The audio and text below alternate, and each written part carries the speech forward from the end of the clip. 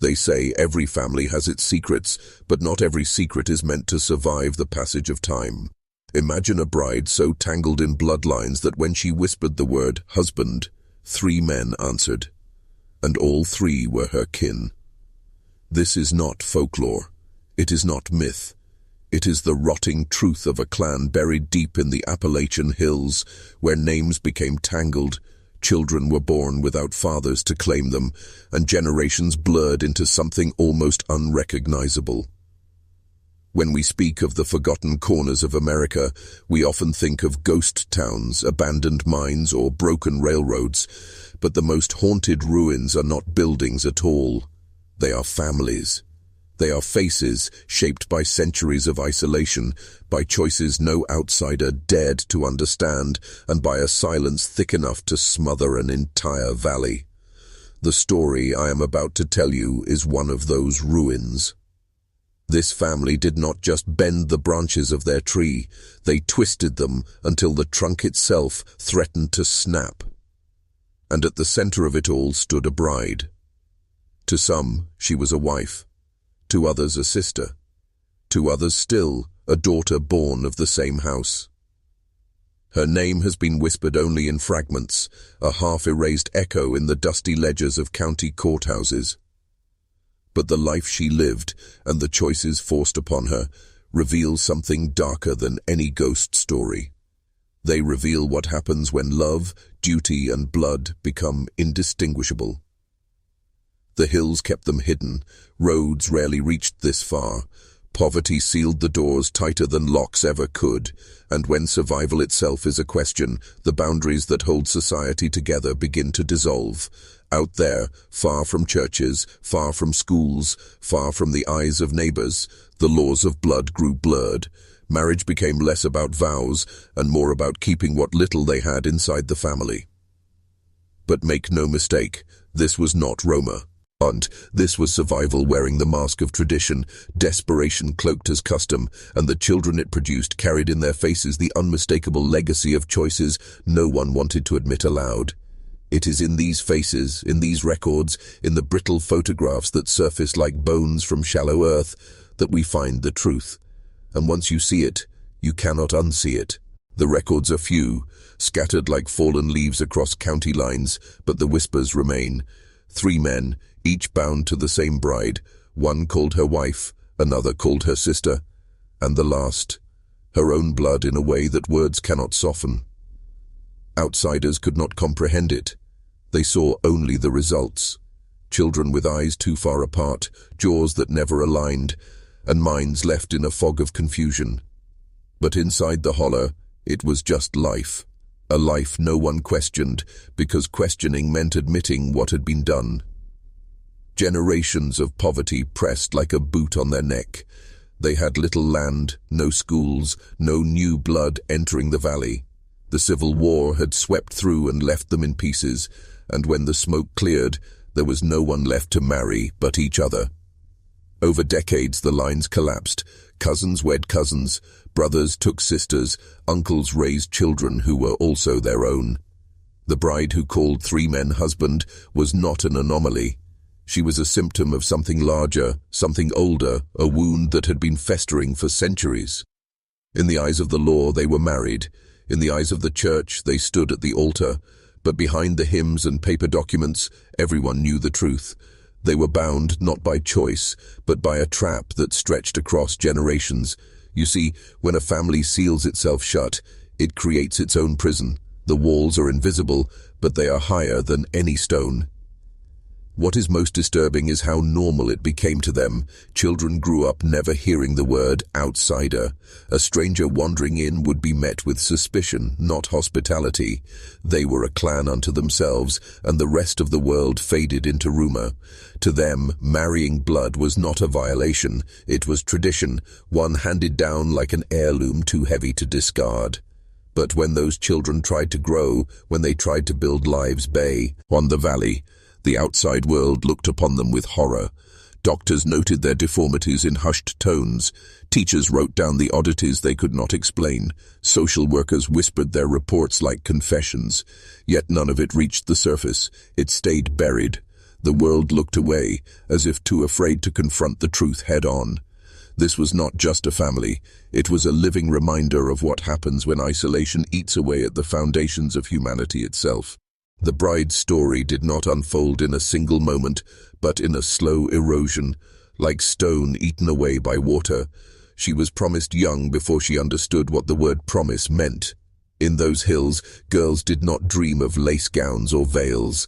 They were traded, handed over, or simply claimed. And she was claimed more than once.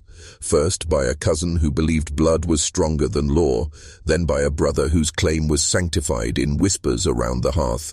Finally, by a man old enough to be her father, who held both authority and need. Imagine standing at an altar where every face in the room carries your same blood, where the man who takes your hand has already been at your table as brother, cousin, or uncle, where the word husband does not mean stranger, but reflection. The weight of it crushes not just the bride, but the children yet unborn. The stories say she bore many, though the records are fractured. Some lived, some did not. Those who did bore the signs in their bodies, twisted spines, brittle bones, and minds that wandered like lost shadows. Yet in that valley, no one pointed, no one judged. To call it wrong would be to condemn everyone, and so silence became the only law. Her days were measured not by joy, but by duty. She cooked for men who were her blood, bore their children, washed their clothes, and buried their secrets. And when she aged, when her body no longer carried children, the cycle did not end. It simply moved down a generation. Daughters became brides to their own kin, sons became fathers to their own blood. The pattern replicated itself like a sickness without cure. For outsiders, the horror is in the details, the overlapping roles, the blurred lines, the deformities. But for her, the horror was quieter.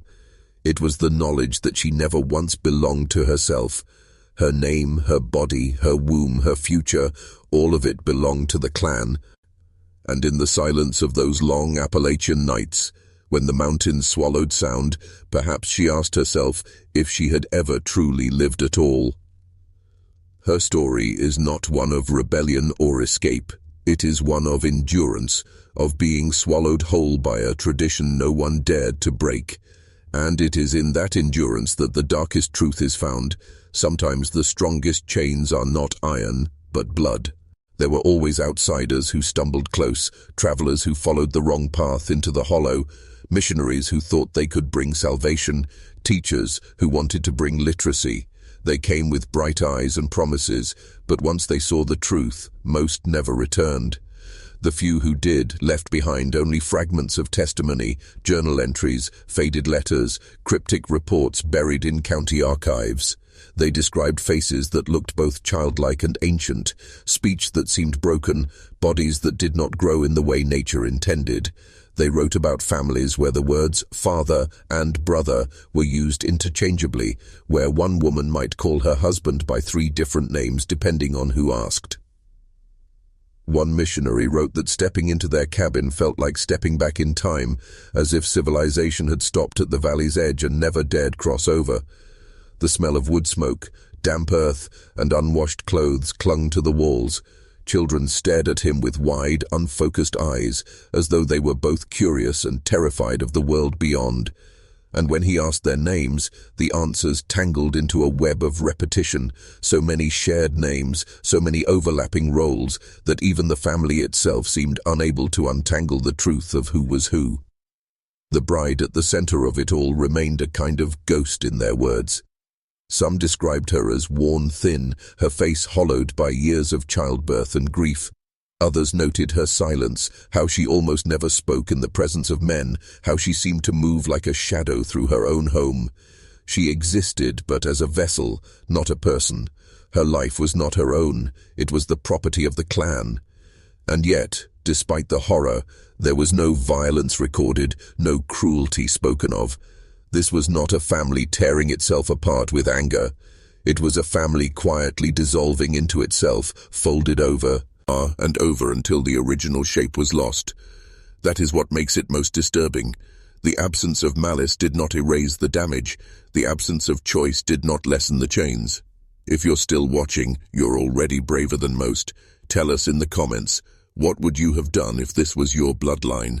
Would you stay and endure, or would you try to escape, knowing the world outside would mark you forever as one of them? Time does not forgive what it cannot forget. As the years passed, the clan grew both larger and smaller, more children, yet fewer new faces. By the early 20th century, county officials began to take notice, not because they cared about the suffering within, but because the results could no longer be hidden. Teachers sent letters describing children unable to learn, their words halting and broken. Doctors scribbled notes about unusual deformities, fragile health, and minds that seemed frozen in a fog. But the reports were filed away, buried under layers of bureaucracy, as if no one wanted the burden of responsibility. The bride who once stood at the center had grown old by then, her body bent from years of labor and childbirth. Her eyes, it was said, carried the weight of someone who had seen too much, yet spoken too little. The men she had called husband, brother, cousin, kin were either dead or failing. But the cycle she had endured did not end with her. Her daughters became brides in turn, claimed by their own blood, and the sickness of silence passed into another generation. Photographs from that era still surface, tucked away in archives or passed between researchers like forbidden relics. In them, you see the proof. Children with eyes unfocused, mouths twisted, bodies that never quite grew straight. Their faces carry an innocence, but also something haunting, something that tells you without words that history failed them long before they were born. To look at those photographs is to confront the consequences of choices made in secret, of traditions that should never have been allowed to take root. And yet, outside the hollow, life moved on. Towns grew, railroads spread, cities boomed. America wrote its story of progress, industry, and modernity. But in that forgotten corner of the Appalachians, another story was being written, one of decay, of bloodlines folded in on themselves, of people trapped in a cycle they could not escape. It is as if two Americas existed side by side, one that reached for the future and one that clung to a past too heavy to let go. What makes this tale unbearable is not just the suffering of one bride or even one family. It is the realization that they were invisible, that their pain was allowed to continue, hidden by the mountains, ignored by the world, until their story became less a tragedy and more a secret. But secrets cannot stay buried forever. As the 20th century deepened, journalists and social workers occasionally breached the hollow, each encounter peeling back another layer of the silence. The accounts they left behind were clinical on the surface, but between the lines you can feel their unease. They described homes where no locks were needed, because no stranger ever came. They described children whose last names were the same on both sides of the family tree, until the tree itself was less a branching map and more a tangled knot. The bride who once called three men husband had long passed by then, but her shadow lingered in every child, every whispered genealogy, every scar of the bloodline.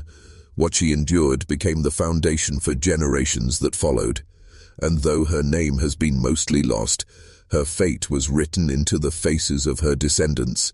That is how history remembers her, not through monuments or graves, but through the evidence left in the bodies of her children. Some outsiders tried to intervene.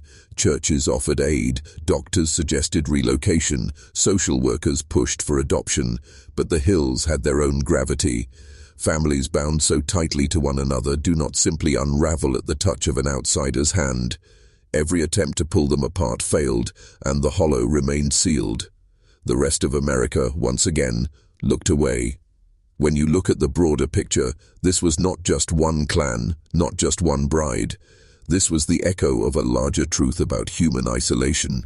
When a people are cut off from the world, when poverty becomes inheritance, when silence becomes law, the human family tree can fold in upon itself until the branches begin to rot. The Appalachian bride is simply one of the clearest, most haunting reminders of this reality. And here is the question that lingers like a shadow over the entire story. Did she ever know it was wrong? Or did she believe, as she was taught, that this was all marriage had ever been, all love could ever mean?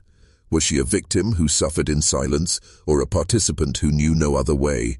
The documents do not answer, the photographs do not speak. All that remains is the hollow echo of her life, carved into a valley that swallowed her whole. Today, the tale of the bride who called 3 men husband lingers like a curse spoken in whispers.